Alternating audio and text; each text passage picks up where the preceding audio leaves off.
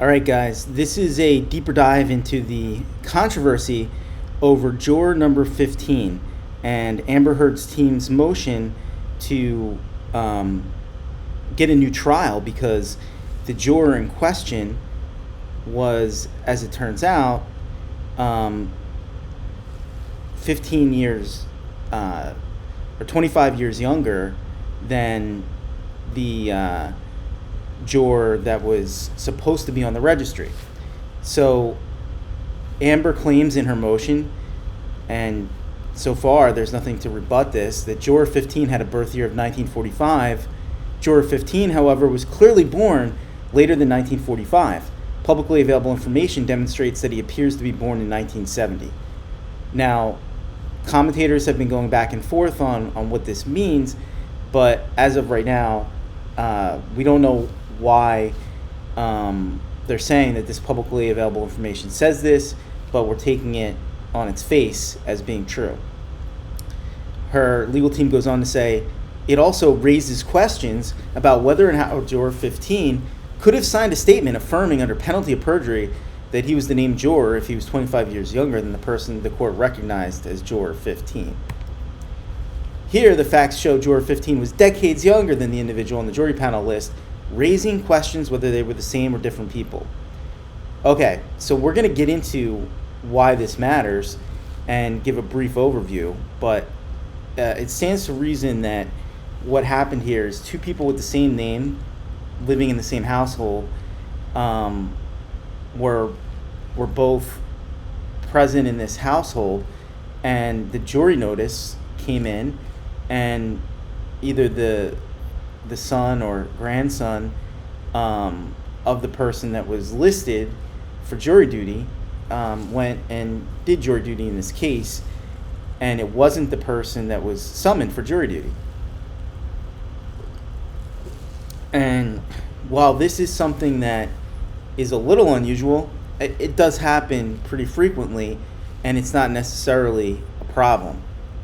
It would become a problem and raise due process questions if this was a plant, or if juror 15, was somebody other than someone with this name. But we know that they came to the jury pool and they were vetted by the jury administrative people, and they showed identification. They just didn't catch the difference in the birth year when they were doing that. They didn't scrutinize it that closely because they didn't know at the time that this juror was going to end up on the panel.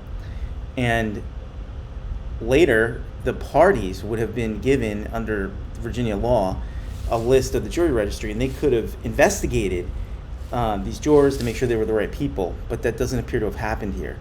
They didn't scrutinize this or call it into question at the time the jury was impaneled, which would have been the time to have that investigation and raise this issue with the court.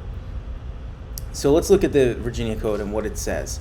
Virginia Code section 8.01-353 says that the parties are going to get this copy of the jury panel at least 3 business days before trial, and it'll show the name, age, that's the operative one, address, occupation, employer of each person on the panel.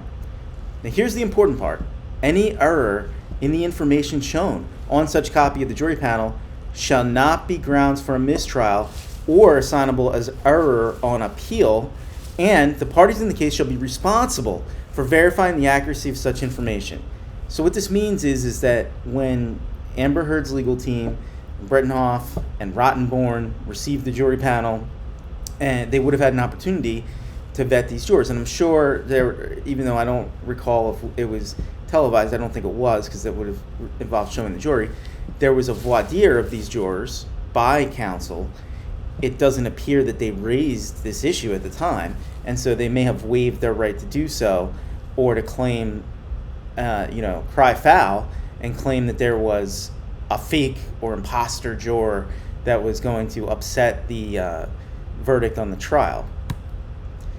Just looking at Virginia law, now I'm not a Virginia attorney, I'm a New Jersey, New York, and PA attorney, but looking at Virginia law, there's a case, Butler v. Commonwealth, 264 VA 614 in 2002. This was a murder trial, and a juror became ill and couldn't continue, causing a mistrial.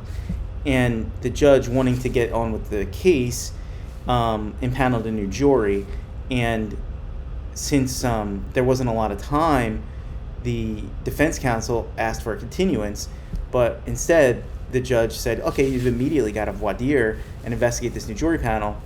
And later they complained that this was a violation of due process when the gentleman who was up on murder charges was convicted.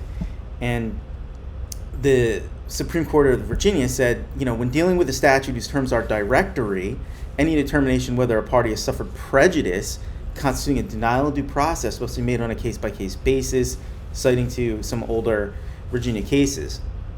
And then the court went on to say, despite Butler's argument to the contrary, he has not demonstrated that he suffered any specific prejudice that constitutes denial of due process as a result of the circuit court's refusal to grant his motion for continuance when the jury panel had to be reconstituted in this case. And they then point out, as soon as the new panel list was prepared, the court gave counsel time to review that list. After doing so, Butler's counsel voiced no specific need for additional time in which to investigate any particular juror on the new list or any issue with any of the jurors that would have come to light. In fact, when asked by the court at the time if he had anything that was not cumulative to say before proceeding, Butler's counsel answered, no, Your Honor. So if this goes up on appeal, there's going to be a similar thing where, and this is why the judge is probably not going to find that there's any problem here, and may not even, I go back on my earlier comments in the last video where I said, the judge might investigate this. I don't think she will. I think the judge is going to say, you haven't made any showing that there was a problem with this juror.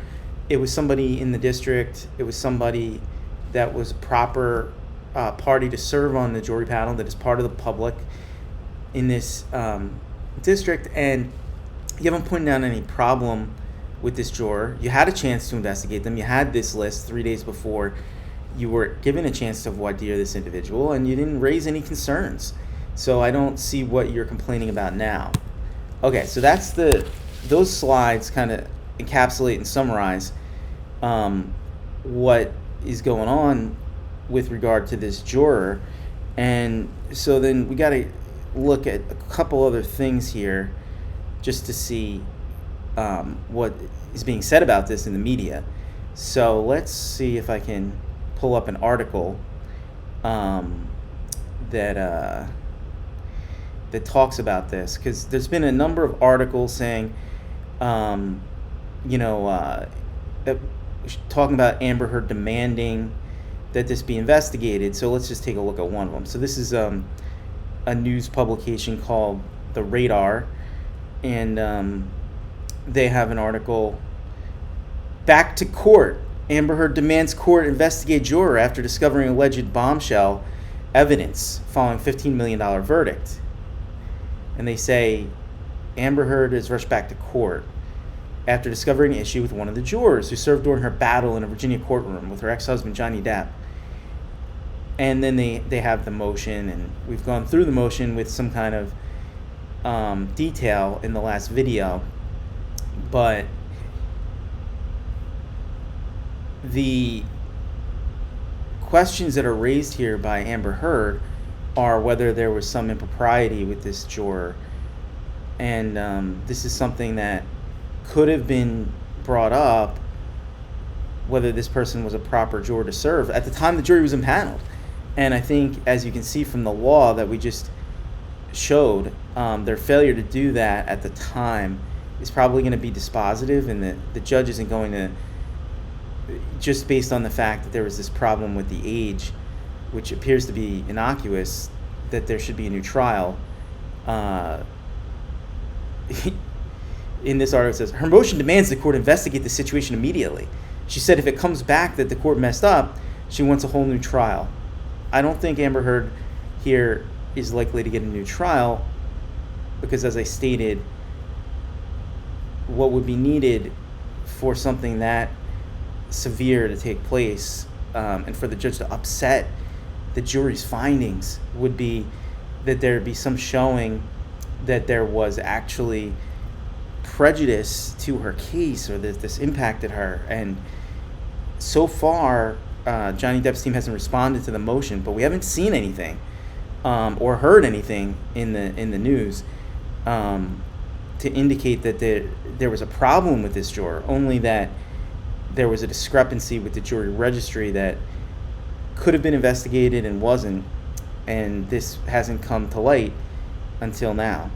So just in conclusion, we'll keep following this and these interesting developments, but it does appear that the jury verdict will stand and that Amber Heard's motion to set aside the jury verdict and throw out the jury's determination will fail, although this isn't the last we're going to hear of this, because I predict that this will be a big point that they try to bring up on their appeal.